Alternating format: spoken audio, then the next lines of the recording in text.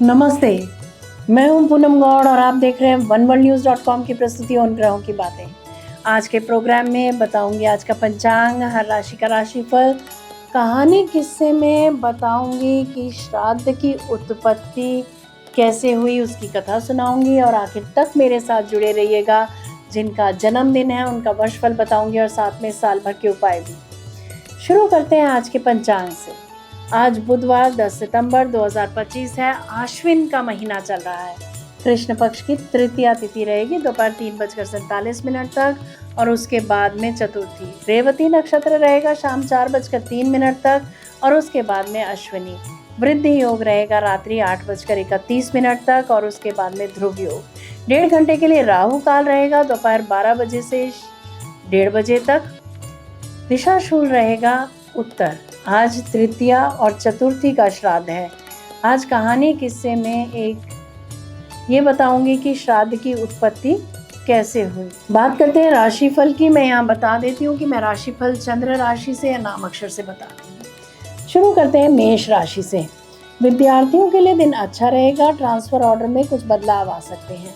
लेखन में मन लगेगा। अपने रोग को आयुर्वेदिक दवाइयों से ठीक करने का मन बना सकते हैं आप। वृषभ राशि, सोना खरीद सकते हैं या बहुमूल्य वस्तुएं खरीद सकते हैं। आज आप कंपनी शेयर्स को लेकर कुछ खास निर्णय ले सकते हैं। प्रेम प्रसंग बढ़ेंगे। लेखन में, कविता में, कला में और खेल में रुचि बढ़ेगी। बात करते हैं मिथुन राशि की। आज शरीर में कमजोरी रहेगी। कोई सर्टिफिकेट आज मिल सकता है। अपने मन की बात अपने प्रिय मित्रों से कहें, लाभ होगा। कर्क राशि, वाक्पटुता से, लेखन से लाभ होता दिख रहा है। किसी से बहस या तू तड़ाक से बचें। धन कैसे बनाया जाए इस पर विचार करेंगे। खोई वस्तु मिल सकती है। सिंह राशि, लालच और स्वार्थ से काम ले सकते हैं आज आप। खुशियों भरा दिन रहेगा। अपने कार्य कौशल में वृद्धि करते दिख रहे हैं आप। कन्या राशि की बात करते हैं। गुप्त संपर्कों की वजह से नुकसान हो सकता है। हीन भावना के शिकार हो सकते हैं। खान पान का ध्यान रखें, एलर्जी हो सकती है। तुला राशि, समाज सेवी संस्था से संबंध बनेंगे। विदेश यात्रा के योग बनते हैं।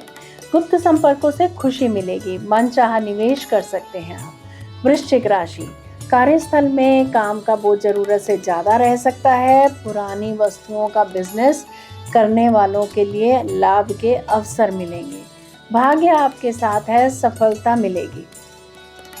धनु राशि, एक्स्ट्रा मैरिटल अफेयर से बचना चाहते हैं तो पत्नी के साथ किसी धार्मिक अनुष्ठान में भाग लें। ऑफिस में कुछ टेंशन रह सकती है।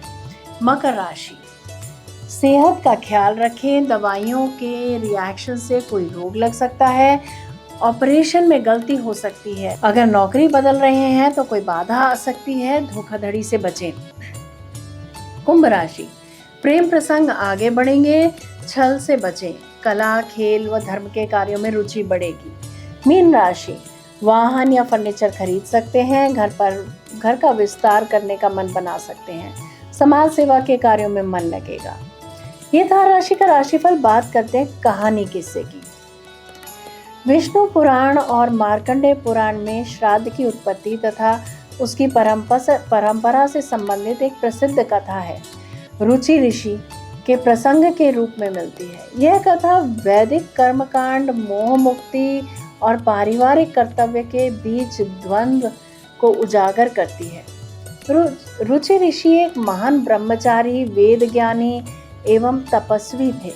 उन्होंने जीवन भर विवाह नहीं किया और समस्त सांसारिक विषय वासना से दूर रहकर केवल वेदानुकूल साधना और ज्ञान प्राप्त किया। वे मानते थे कि वेदों में श्राद्ध, पिंडदान, तर्पण आदि कर्मों को अविद्या अर्थात अज्ञान या मूर्खता का कार्य बताया जाता है। इसीलिए उन्होंने इन्हें व्यवहार में नहीं लिया। जब रुचि ऋषि की आयु 40 वर्ष के लगभग थी, उनके पितृगण, पिता, दादा, परदादा और तीसरे दादा उन्हें स्वप्न में या साक्षात दर्शन देकर अत्यंत दुख से बोले, पुत्र, तुमने न तो विवाह किया, न ही हमारे श्राद्ध का कर्म संपन्न किया। पुत्र रहित होने और श्राद्ध न होने के कारण हम सभी पितृलोक से गिरकर भूत योनि में भूखे प्यासे भटक रहे हैं। तुम गृहस्थ आश्रम ग्रहण कर हमारे पिंडदान व श्राद्ध करो, जिससे हमें मुक्ति व तृप्ति मिल सके। रुचि ऋषि ने कहा, हे पितरों, वेदों ने श्राद्ध, पिंडदान आदि को मूर्खों का पथ बताया है, फिर आप मुझे मोहपूर्वक इस मार्ग में क्यों डाल रहे हैं? इस पर पितरों ने भी वेद वचनों की पुष्टि की, लेकिन साथ ही प्रबल मोह, चिंता और अपनी पीड़ा दिखाकर उन्हें पारिवारिक कर्तव्यों की याद दिलाई। पितरों ने कहा कि पुत्र का कर्तव्य है कि कुल परंपरा और पितृ ऋण का निर्वहन करना। अगर बेटा न हो, श्राद्ध पिंडदान न किया जाए तो पितरों की गति रुक जाती है। पितरों के आग्रह, दुख और मोह के प्रभाव में आकर अंततः रुचि ऋषि विवाह करते हैं और परंपरा अनुसार श्राद्ध पिंडदान की क्रिया पूरी करते हैं। यह कथा धार्मिक, पारिवारिक कर्तव्य और तात्विक मोक्ष पथ के बीच द्वंद्व को स्पष्ट रूप से दिखलाती है। यहाँ वेदानुकूल निर्गुण मार्ग के साथ साथ मानव जीवन की सामाजिक आवश्यकता, कुल परंपराएं और लोक सम्मत कर्तव्य भी उजागर होते हैं।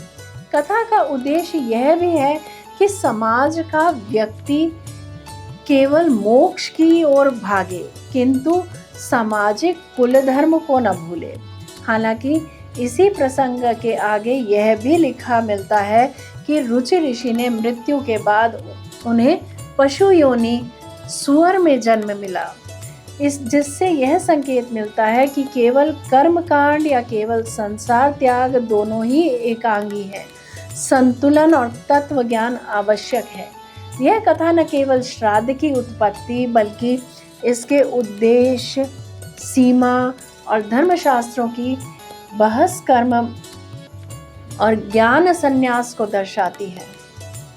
पितरों की मुक्ति हेतु केवल कर्म कांड नहीं, भावना व कर्म संतुलन भी आवश्यक है। यह प्रसंग विद्वानों और धर्म चेताओं के लिए प्रमुख अध्ययन विषय है और श्राद्ध परंपरा की गहराई एवं बहस दोनों को दर्शाता है। जय श्री कृष्ण, जय राम जी की बात करते हैं जिनका जन्मदिन है।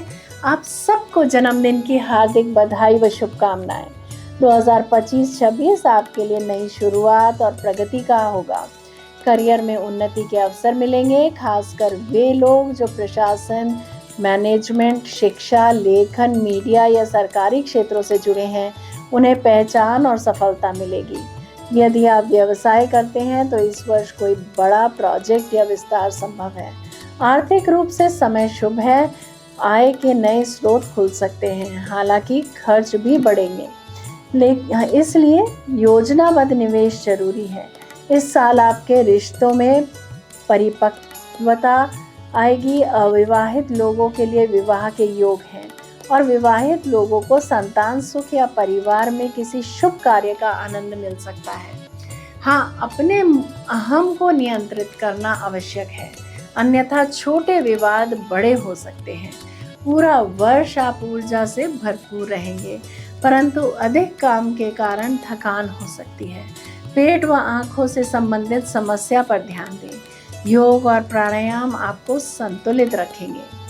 बात करते हैं आपके साल भर के उपायों की। रविवार को सूर्य देव को जल अर्पित करें और गुड़ गेहूं के दान करें।